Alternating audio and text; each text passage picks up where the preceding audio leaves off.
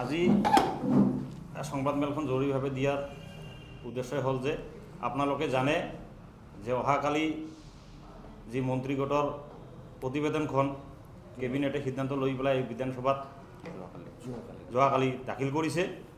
তাতে কিছুমান দিশ আৰু আশা থাকি গৈছে, যিটো আমি আজি সংগঠনৰ ফালৰ পৰা স্পষ্টভাৱে জনাব বিচাৰিছোঁ। যদিও এটা জটিল বিষয় 6 জনগোষ্ঠীৰ জনজাতিকৰণ, জটিল বিষয়টো আগবঢ়াই নিয়াৰ কাৰণে অসমৰ মুখ্যমন্ত্ৰী ডাঙৰীয়াই যি প্ৰচেষ্টা লৈছে, এইটো ক্ষেত্ৰতো আমি সদস্য ছাত্ৰ সন্থাৰ ফালৰ পৰা তেখেতক ধন্যবাদ জনাইছোঁ। কিন্তু যিটো বিষয়বস্তু সমাধান হ'ব লাগিছিল বিধানসভা নিৰ্বাচনৰ আগতে, জনজাতিৰ মৰ্যাদা লাভ কৰিব লাগিছিল, আমি দেখিছোঁ যে আমি বিধানসভা নিৰ্বাচনৰ আগতে 6 জনগোষ্ঠীয়ে জনজাতিৰ মৰ্যাদা লাভ নকৰোঁ।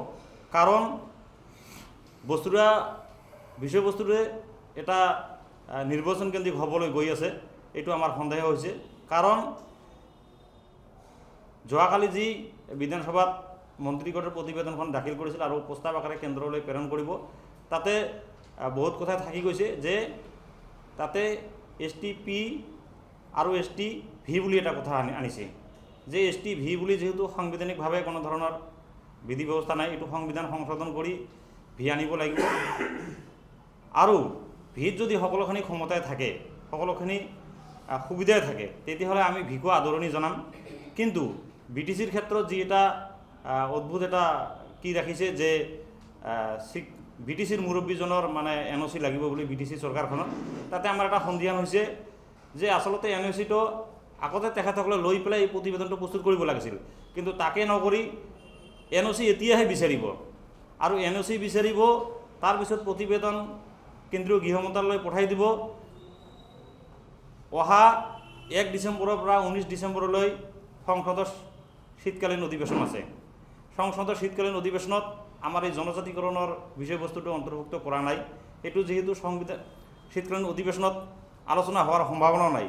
আৰু আছে এইটো ফেব্ৰুৱাৰী মাহত সংসদৰ বাজেট অধিৱেশন, তাতে যে এই বস্তুটো গৈ পাব না নাই, আলোচনা হ'ব নাই, তাতো আমাৰ সন্ধিহান আছে। আৰু ফেব্ৰুৱাৰীৰ লাষ্টৰ ফালে অসমত কিজানি বিধানসভা নিৰ্বাচনৰ কুচকাৱাজ আৰম্ভ হ'ব, হয়তো নিৰ্বাচনী আচৰণবিধিও বলবৎ হ'ব পাৰে। গতিকে আমি বিচাৰিছিলোঁ সদস্য ছাত্ৰ সন্থাৰ ফালৰ পৰা যে আমাক বিধানসভাৰ নিৰ্বাচনৰ আগতে জনজাতিৰ মৰ্যাদা লাগিব আৰু এইটো কৰি দিব লাগিব। কাৰণ তেখেতসকলে নিৰ্বাচন কেন্দ্ৰিক যি এখন প্ৰস্তাৱ আনিছে, যোৱাকালি বিধানসভাত দাখিল কৰিছে, এইটো আমি একেবাৰে মানি ল'ব পৰা নাই। আৰু আমাৰ সদস্য ছাত্ৰ সন্থাৰ ফালৰ পৰা যি আমাৰ আগন্তুক আন্দোলনৰ কাৰ্যসূচী আছে, এই আন্দোলনৰ কাৰ্যসূচী ধাৰাবাহিক চলি থাকিব।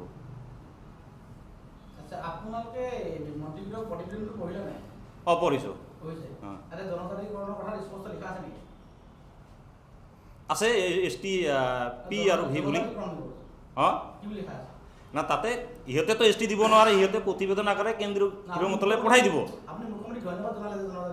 না প্ৰচেষ্টাটো লোৱাৰ কাৰণে ধন্যবাদ জনাইছোঁ, যে প্ৰতিবেদনখন পঢ়াৰ যে এটা ব্যৱস্থা কৰিছে, সেইকাৰণে মই ধন্যবাদ।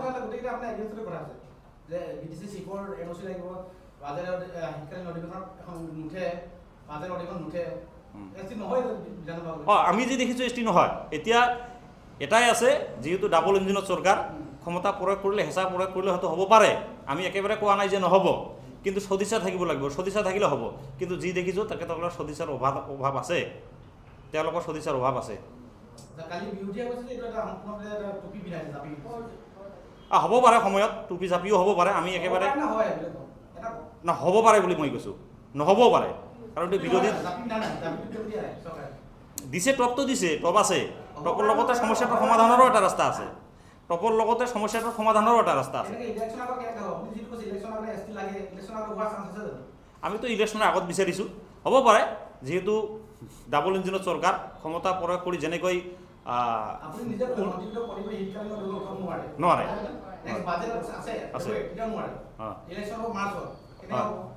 নহয়। আমি কৈছোঁ যে অসমৰ ভাৰতবৰ্ষৰ সংবিধানত বহুত বিধি ব্যৱস্থা আছে, ক্ষমতা প্ৰয়োগ কৰি, বল প্ৰয়োগ কৰি হ'লেও যিহেতু সংখ্যাগৰিষ্ঠতা আছে, কৰিব পাৰে। সংসদৰ বিশেষ অধিৱেশন অনুষ্ঠিত কৰি পেলাইও দিব পাৰে। আমি সেইটো কথা কৈছোঁ, যে কোৱা নাই যে হ'ব বুলি, কিন্তু আমি যি ভাবিছোঁ, যি দেখি আছোঁ, যে বস্তুটো ক্ৰমশ মানে লেহেমীয়া গতিত আগবাঢ়ি যাব। যিহেতু আমাৰ যিখন বিলখন, সেই বিলখন অলৰেডি ৰাজ্যসভাত উত্থাপন হৈ আছে। ৰাজ্যসভাত উত্থাপন হৈ থকা নাই জানো বিলখন? সেই বিলখনকে তেখেতলোকে আগতো ST প্লেনে আছে, ST চব ST বিলাক আছে। এতিয়া এইটো কণা হাঁহক পতান দিয়া অৱস্থা হৈছে কাহিনীটো স্পষ্ট কৈছে, কণা হাঁহক পতান দিছে। এতিয়া কথাটো হৈছে যে যিহেতু তেখেতলোকে যিখন প্ৰতিবেদন দিছে এই প্ৰতিবেদনখন সৰ্বসাধাৰণতে প্ৰয়োজন নাই, কাৰণ এই আমাৰ বিলখন অলৰেডি ৰাজ্যসভাত উত্থাপন হৈ আছে আৰু ৰাজ্যসভাত যদি পাছ হৈ যায় তেতিয়া আমি ৰাষ্ট্ৰপতি অনুমোদন পালে আমি জনজাতিকৰণ হৈ যাম। আমি জনজাতিকৰণ হোৱা এটা জনগোষ্ঠী 1996 চনত আমি জনজাতিকৰণ হৈছোঁ, আপোনালোকে নিশ্চয় জানে। আৰু ইয়াত আকৌ এই প্ৰতিবেদন কোনো প্ৰয়োজনেই নাথাকে।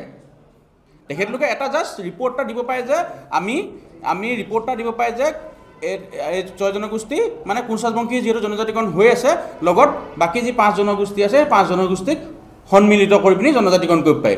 ইয়াত ST P V F Y Z এইবাৰ আলবাল কোনো কথা প্ৰয়োজন নাই। প্ৰস্তাৱটো দিছে আপোনাৰ অবিভক্ত গোৱালপাৰাৰ ভিতৰৰখিনিক ST প্লেইনছত ৰাখিছে আৰু অবিভক্ত গোৱালপাৰাৰ বাহিৰৰখিনিক মানে ST V ৰাখিছে।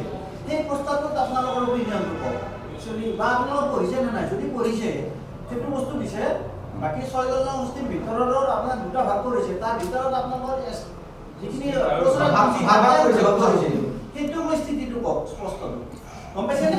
যদি কথা এটা মই কৈছোঁ তাৰমানে গোৱালপাৰাৰ ভিতৰৰখিনিক অবিভক্ত গোৱালপাৰাৰ ভিতৰৰখিনিক প্লেইনছত ৰাখিছে আৰু অবিভক্ত গোৱালপাৰাৰ বাহিৰৰখিনিক ST V কৰিছে। তাতে আপোনালোকৰ অভিজ্ঞানটো কওক।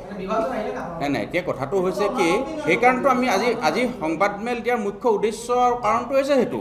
আমি এটা জাতি, আমি একে ককাই ভাই। মোৰ যদি ভাই গোৱালপাৰাত আছে তেখেত ST P হ'ব, আৰু মই যদি আছোঁ ধেমাজিত সেইটো ST V হ'ব। সেইটোৱে আমি মনা নাই, সেইটো মানিম নেকি? আমি নামানো নহয়। মোৰ ককাই থাকিব গোৱালপাৰাত, সি P লৈ পিনি থাকিব, আৰু মই থাকিম ধেমাজিত, মোৰ V হৈ থাকিব। গতিকে এই বিষয়বস্তুটো চৰকাৰে যে এটা জাতিক মানে 2টা ভাগত বিভক্ত কৰিছে তাৰ এটা উদাহৰণ আমি পটকৈ দেখা পাই আছোঁ। গতিকে এই বিষয়বস্তুটো চৰকাৰে আমাৰ লগত আলোচনা কৰা নাই, চৰকাৰে আলোচনা কৰিব লাগিছিল। আৰু আমাৰ সভাপতি মহোদয় সেইটোৱে কৈছে যে আমি অলৰেডি 96 চনত জনজাতিকৰণ পোৱা এটা জাতি, আৰু সেই জাতিটো এতিয়া আকৌ ভাগ কৰাৰ কোনো প্ৰয়োজন নাই। যিকোনো খবৰৰ বাবে যোগাযোগ কৰক 7099017330 লগতে 7099017110 নম্বৰত।